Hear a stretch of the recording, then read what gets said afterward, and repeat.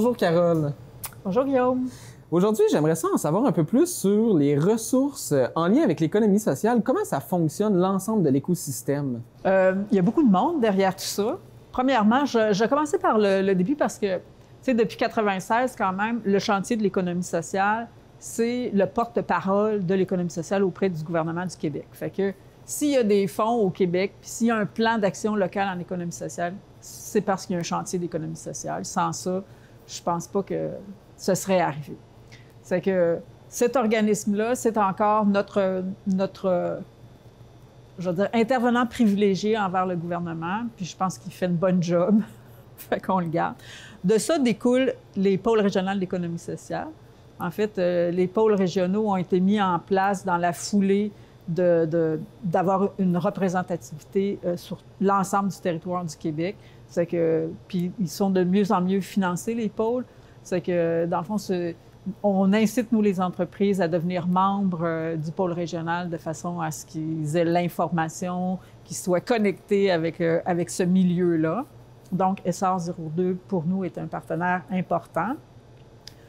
Il y a aussi la CDRQ qui, en fait, la CDR, c'est la coopérative de développement régional qui soutient les coopératives.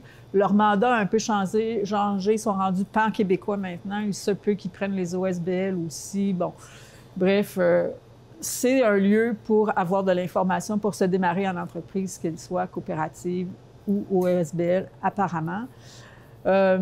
Évidemment, il y a les organismes de développement économique local qui sont les MRC versus CLD, là, parce qu'il y en a qui sont encore CLD ou d'autres CIDAL ou d'autres, ce qu'on voudra. Donc, organisme de développement économique, volet québécois, puis il y a un organisme de développement économique qui s'appelle la SADC, qui, lui, est plus au niveau fédéral. Donc, ce sont des lieux aussi d'accompagnement des entrepreneurs. Puis, ce qu'il faut comprendre, c'est que les entrepreneurs en économie sociale, maintenant, ne sont plus vus comme des non-entrepreneurs.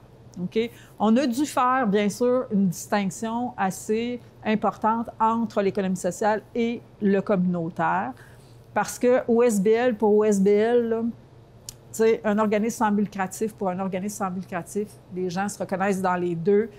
Et dans le fond, ce qui distingue l'économie sociale du communautaire, c'est vraiment la notion d'économie marchande. Alors, nous, il faut juste qu'ils fassent la démonstration qu'ils font de l'économie marchande. Fait que tu vends un service où il faut que tu aies des revenus autonomes à coup sûr. Donc, et on a créé aussi sur le territoire, nous, la table d'économie sociale, qui, elle, est une table réseau. Moi, je l'anime personnellement depuis 21 ans. Donc, je connais toutes les entreprises d'économie sociale de mon territoire assez bien. C'est que souvent, le référencement, tu sais, dans le fond, c'est comme une chaîne. Hein? Si une entreprise vient me voir, que moi, je ne peux pas trop l'aider, je communique avec la SADC, la CDRQ, tu sais, il y a un peu tout le monde qui est mis à profit. Dans le fond, on fait des cas cliniques. L'idée, c'est aider les entreprises à se démarrer, puis il faut juste comme pas se piler ses pieds sur le territoire, mais il y a des ressources qui existent. Puis les fonds qui sont dédiés aussi, on ne fait plus de différence pour les entreprises d'économie sociale. Tu sais, avant, on mettait un pourcentage plus haut pour les entreprises d'économie sociale. Maintenant, on ne fait plus ça parce que, dans le fond, mais on restreignait le montant maximum. C'est que là, maintenant, tout le monde a accès aux mêmes produits financiers que les autres entreprises du secteur plus traditionnel. Par contre, il y a des fonds dédiés qui arrivent du gouvernement, qui sont souvent dédiés à l'entrepreneuriat collectif. Donc, en réalité, on a peut-être plus de fonds pour les entreprises d'économie sociale. Je pense qu'il y a une raison à ça, c'est que ils ont une meilleure survie. Tu sais, les entreprises d'économie sociale ont une meilleure survie après 5 ans que les entreprises traditionnelles en démarrage. C'est que je pense que c'est ça qui a fait évoluer aussi les mentalités de reconnaître l'entrepreneuriat collectif comme un secteur qui répond à des besoins pour les citoyens, pas pour une partie des citoyens, mais pour les citoyens. Parce que là, ça peut devenir un choix aussi de faire affaire avec une entreprise d'économie sociale plutôt qu'une entreprise traditionnelle. C'est un choix, acheter, c'est voter. c'est un peu selon la sensibilité des gens, là, je vais dire ça comme ça. Mais il en demeure pas moins qu'on sent toujours un petit quelque chose de plus dans les entreprises d'économie sociale. Ils sont plus près de leurs clients, plus près des besoins des clients. Moi, je trouve que c'est assez flagrant parce que dans les entreprises de services, surtout, où on est un peu malmené dans le privé, là, les gens, le service à la clientèle, c'est pas... On peut pas dire que ces années-ci, le service à la clientèle, on donne du 10 sur 10 partout. Mais je pourrais dire que dans les entreprises d'économie sociale, oui. Ils ont une sensibilité à ça, ils sont très inclusifs, puis ils veulent, dans le fond, donner des services de façon égale à tout le monde. Fait que c'est un plus pour cette forme d'entrepreneuriat. Super, merci Carole, c'était vraiment intéressant. Puis je pense que c'était vraiment la bonne personne de nous en parler. Plus de 21 ans d'implication en économie sociale. Quand même. Merci beaucoup pour tout ce que tu as fait. Donc nous, de notre côté, on va se retourner vers 2 entreprises d'économie sociale de la MRC de Maria Chapdelaine.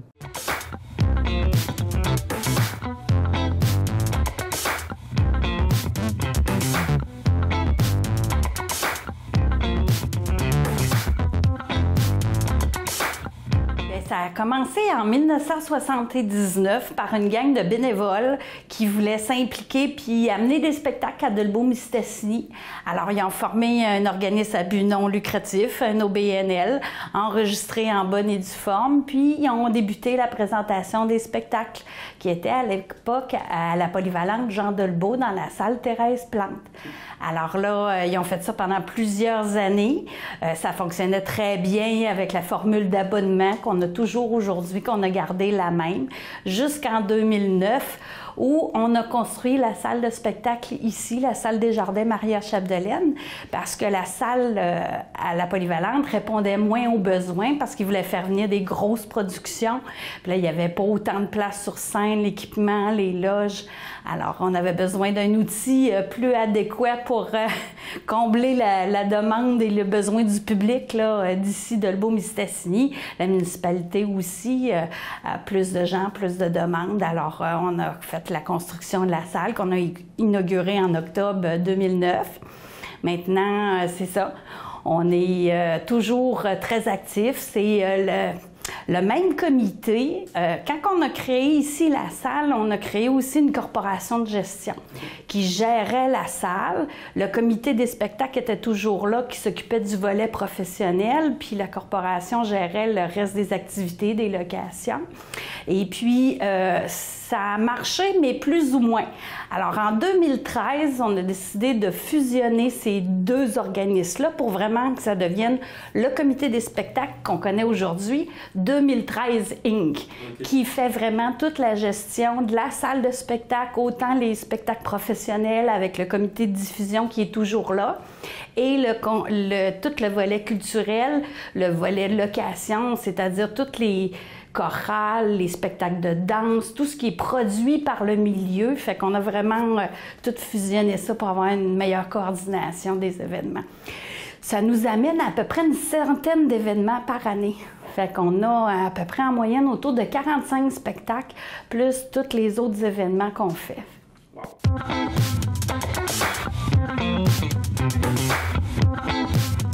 Effectivement, c'est tout ce qui touche à la culture, à la salle de spectacle. Alors, comme je disais, tous les spectacles professionnels qu'on fait.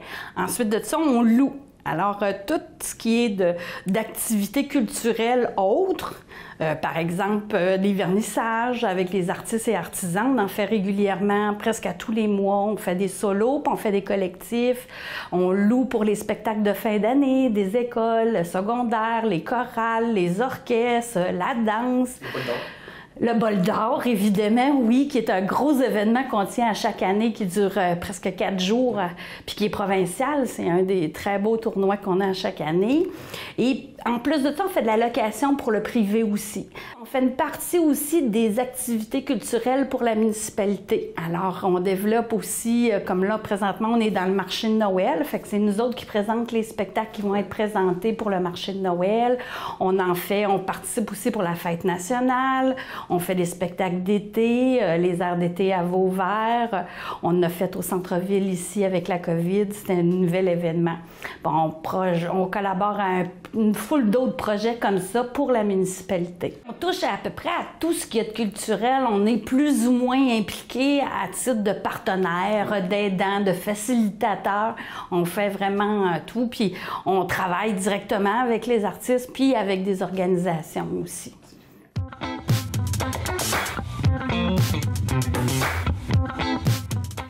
Grosso modo, en temps normal, on a une 50aine d'employés. Fait que c'est toute l'équipe ici permanente qui est à la salle. On a l'équipe technique aussi qui est un partenariat qu'on fait avec l'école de Le Tournant. Fait que nos jeunes techniciens, c'est des jeunes qui reviennent à l'école, puis il y a une partie de leur formation, ils viennent travailler ici. Fait que ça nous aide beaucoup. C'est un partenariat dont on est très heureux. Ensuite de ça, on a 2 placiers, le vestiaire, le bar. Fait que c'est une 50aine d'employés en tout, là, normalement à temps partiel, puis selon les spectacles qui roulent à la salle de spectacle. Puis nos bénévoles, bien, ils sont impliqués dans notre comité de diffusion qui fait la programmation. C'est eux autres qui regardent la programmation. C'est des gens qui viennent d'un peu partout, de tous les milieux, puis qui essayent de répondre aux besoins de la population pour avoir quelque chose là, de vraiment éclaté qui va répondre aux besoins de tout le monde. Eux autres, ils sont 11, puis ils se joignent à ça de 20 à 25 bénévoles qui sont là les soirs de spectacle, qui sont placiés. C'est eux qui vous reçoivent, qui scannent les billets, puis qui vont vous installer dans vos fauteuils. C'est un apport important, là, on apprécie beaucoup. Puis c'est agréable, c'est un beau bénévolat parce qu'en échange, on assiste à un spectacle gratuitement. Fait que c'est gagnant-gagnant. Tout à fait.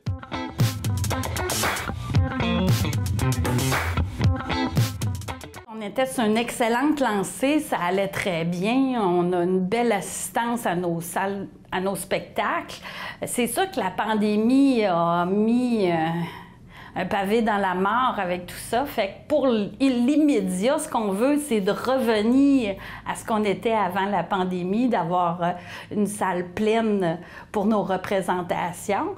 Puis ce qu'on fait, c'est que je vais t'amener sur un autre sujet. On est un OBNL. Donc, nos bénéfices qu'on fait de nos spectacles, ce qui est payant, ce qui vend beaucoup, on s'en sert pour faire d'autres choses, donc d'autres spectacles qui, normalement, si on était privé, on ne ferait pas.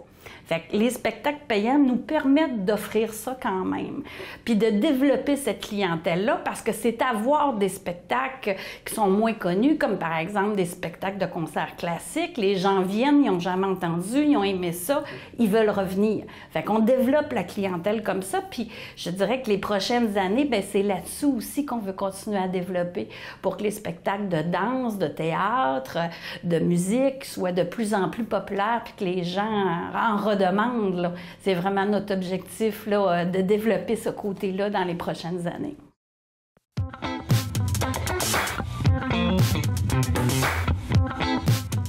Les membres du comité des spectacles, c'est toute personne de 18 ans et plus résidant dans la MRC. Alors ça, c'est notre bassin de membres, c'est gratuit.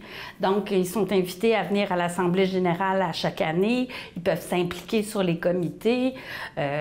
Ça, c'est notre aspect légal du membre ARIA actif là, au sein du comité des spectacles. Les abonnements, ça, c'est autre chose.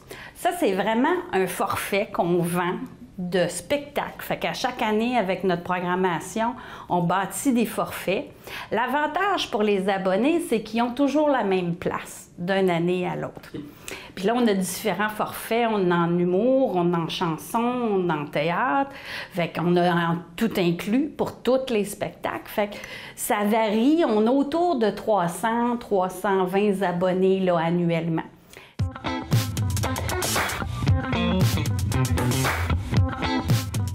Membres, comme c'est tous les résidents de la MRC, on reste en contact avec nos membres, nos abonnés, puis notre clientèle, principalement via notre site Internet où on fait l'annonce de tous nos spectacles. On est très actifs aussi sur Facebook, sur Instagram.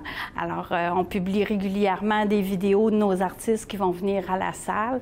On publie aussi les infolettres. Fait qu'habituellement, à peu près une fois par mois, là, on fait un rappel puis on annonce les spectacles spectacle à venir le mois prochain. On fait aussi, c'est certain, beaucoup de publicité à la radio, au journal, ici dans nos médias locaux. L'événement majeur annuel, c'est vraiment notre lancement de saison. Parce que oui, ça se veut un événement où on fait quelque chose de spécial. On invite les gens, on a un cocktail, on a des bouchées. C'est vraiment offert ça gratuitement. Le spectacle, là, il y a un coût, mais c'est à très bas tarif. Là, on parle de 20 là, tout inclus. Là. Fait que c'est loin d'être le prix d'un spectacle régulier. C'est vraiment notre événement majeur, notre rendez-vous annuel avec notre clientèle où, justement, on en profite pour placoter avec eux autres, puis c'est quoi les préférences. Puis on le voit, hein, dans notre lancement de saison, on a une vidéo qui présente tous les spectacles. Puis on le sait tout de suite, la réaction du public quand il y a un artiste qui apparaît à l'écran, c'est comme « Wow, c'est ça que je voulais voir! » Puis on le sait, c'est instantané.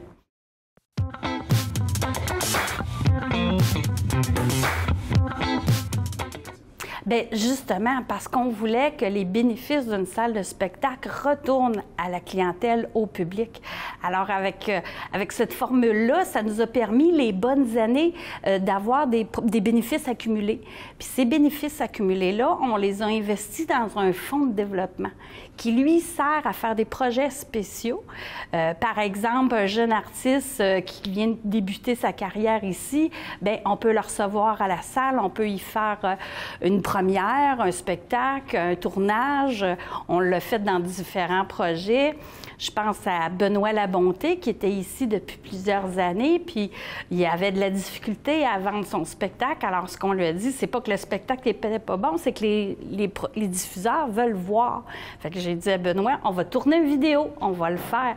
Puis, suite à cette aide-là qu'on lui a accordée pour tourner son vidéo, bien, il a pu le vendre un peu partout, puis il est allé jusqu'en Russie avec son spectacle. Fait qu'on est très fiers d'avoir pu apporter notre petite aide, une petite contribution à faire le démarrage, le déclic d'un artiste d'ici. Fait qu'on a eu, dernièrement, on a fait une résidence en théâtre avec des comédiens aussi qu'on a présenté aux Journées de la culture gratuitement. C'est toutes sortes de projets comme ça qu'on peut faire pour justement aider, oui, la présentation des spectacles, mais le développement culturel dans son ensemble. Fait que c'est pour ça que la formule OBNL nous permet de faire ça. Si on était lucratif privé, bien, ça irait dans les poches d'un administrateur, d'un investisseur. Là, nous, on réinvestit vraiment tout ce qu'on fait dans notre milieu.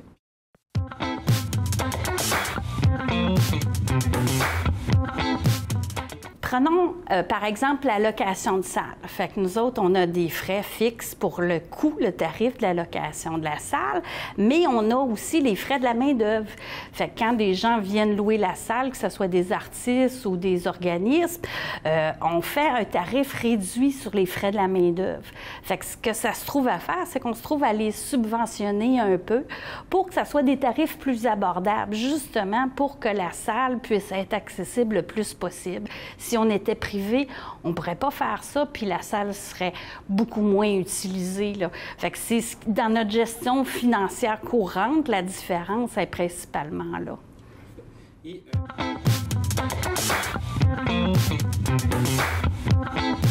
Bien, tantôt, je te parlais de mes bénévoles qui sont impliqués dans un comité de diffusion. Ils sont 11 qui font la programmation ensemble. Ces 11 personnes-là sont élues par le public à l'Assemblée générale à chaque année. Et puis, eux, ils délèguent 3 personnes au conseil d'administration. La salle appartient à la municipalité de Dolbeau-Mistassini. Elle en est propriétaire. Puis, on est un organisme apparenté, c'est-à-dire que la ville, on a un contrat avec eux qui nous ont mandatés pour la gérer. Donc, la Ville nomme 3 personnes également sur le conseil d'administration. Fait que c'est 3 personnes du comité, 3 personnes de la Ville. On est 6 au conseil d'administration. Puis c'est eux qui prennent là, les orientations majeures au comité des spectacles.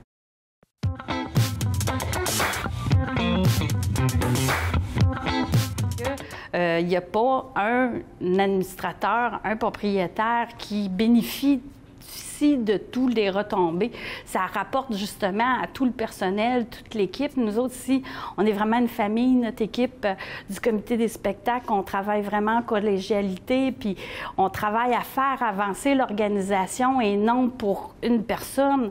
Fait que c'est vraiment gratifiant, c'est ça. Tout le monde travaille dans l'équipe, puis tout le monde, si on réussit, bien, va en bénéficier au bout de la ligne, là. C'est vraiment pour ça, on consolide des emplois, on les améliore. Fait que c'est vraiment un esprit d'équipe très important, puis un élément motivateur.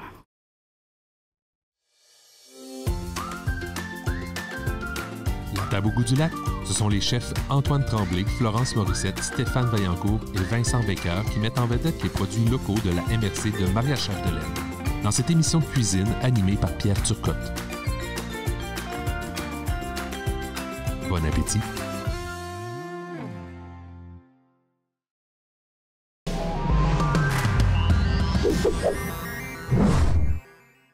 À chacun ses jeux, c'est une émission où moi, Sébastien Roy et mon collaborateur Nolan Vézina, on rencontre des joueurs, des distributeurs, des concepteurs, des amateurs, des utilisateurs de jeux de société.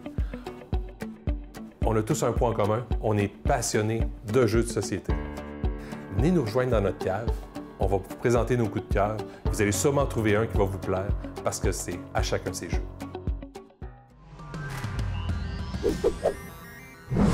Bonjour, bienvenue à Impro en studio. Impro en studio. À Impro en studio. Impro en studio, c'est une rencontre entre deux joueurs d'improvisation qui se prêtent à différents jeux devant un écran vert pouvant devenir n'importe quel décor. Suivez les aventures de vos joueurs préférés, guidés par les arbitres Vanessa Girard, Sébastien Roy et Christian Laprise.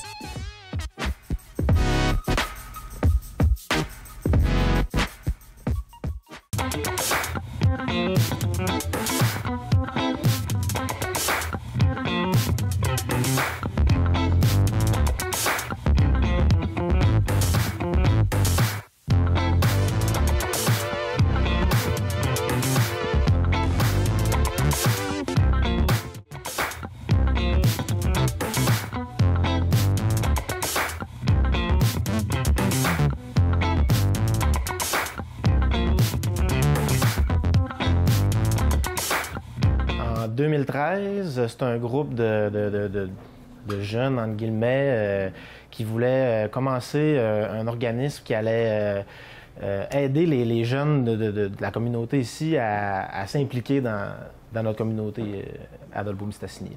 C'est comme ça que ça a commencé en 2013. Puis le premier événement qu'ils ont pensé, c'est le Festival des brasseurs. Puis jusqu'à maintenant, c'est le seul là, qu'on a organisé.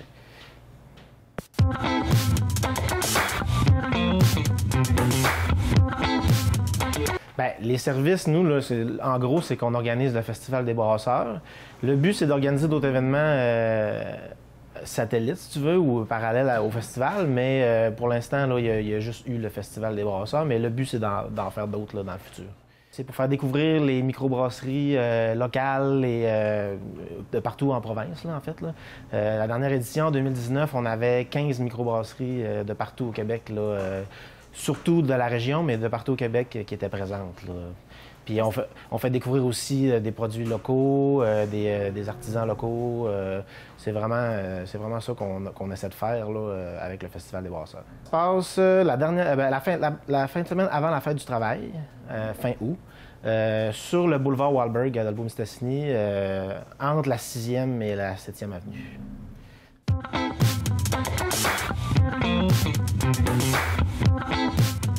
Bien, en fait, c'est ça. On n'a pas d'employés. Nous, c'est que des bénévoles. On est un conseil d'administration de 12 personnes. On a chacun un rôle là, défini là, sur le CA. On a quelqu'un qui s'occupe... moi, c'est ce que je faisais avant d'être président. Moi, je suis président. Avant, j'étais responsable des produits brassicoles, par exemple. Ça, c'est un rôle qu'on a sur notre CA. On a quelqu'un qui s'occupe des finances. On a quelqu'un qui s'occupe des aspects légaux. On a quelqu'un qui s'occupe de l'offre alimentaire, le matériel. Ça, c'est un gros dossier parce qu'on monte un site de A à Z sur un boulevard. Là, fait que, c'est ça l'aspect matériel, c'est un gros dossier. Ils sont 2 personnes à faire ça, d'ailleurs.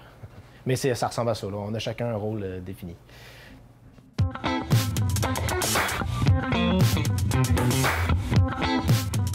Ouais, ben c'est ça. Si on veut dire nos membres, ça serait les festivaliers, en fait, qui viennent en grand nombre là, chaque année à la fin août profiter de notre événement. Là. Ça serait eux, nos membres. Là. Les dernières éditions 2019, on parlait de 6 à 7 000 personnes là, pour les deux journées du festival.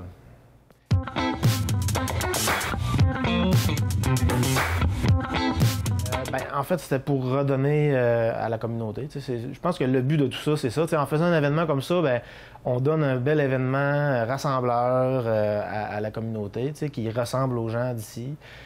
Puis, comme je disais tantôt, le fait d'avoir un OBNL, c'est des bénévoles. Puis ça encourage les gens à s'impliquer puis à offrir de leur temps là, pour créer des choses pour dynamiser notre milieu là, ici. Là.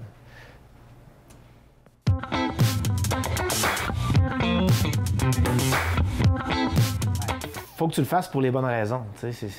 Faut pas que tu le fasses pour ton intérêt personnel.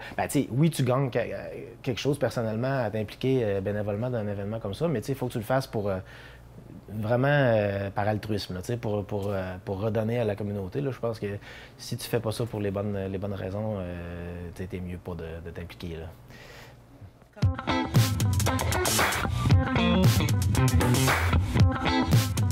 Moi, en tant que président, j'aimerais que l'événement continue sur sa belle progression là, qu'on avait en 2019, 2018 et avant ça.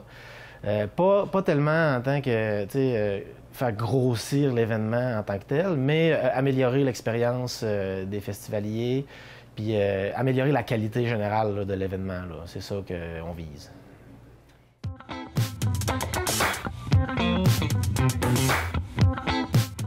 Le mot, là, si tu me demandes juste un mot, c'est partage. C'est vraiment ça. Nous, on fait, par exemple, le démontage du site est fait par les cadets de l'air. Puis, ils viennent nous aider parce qu'on a besoin. Mais en échange, on leur fait un don. Après ça, cet hiver, on a vendu une boîte de bière à bas prix là, chez Métro Boutin. Puis les profits ont tous été versés à un organisme du secteur, là, le garde-manger, pour ne pas le nommer. Puis, le mot que je dirais, c'est partage. C'est vraiment ça. On profite du levier que nous donne le festival pour partager dans notre communauté les profits de ça. Là.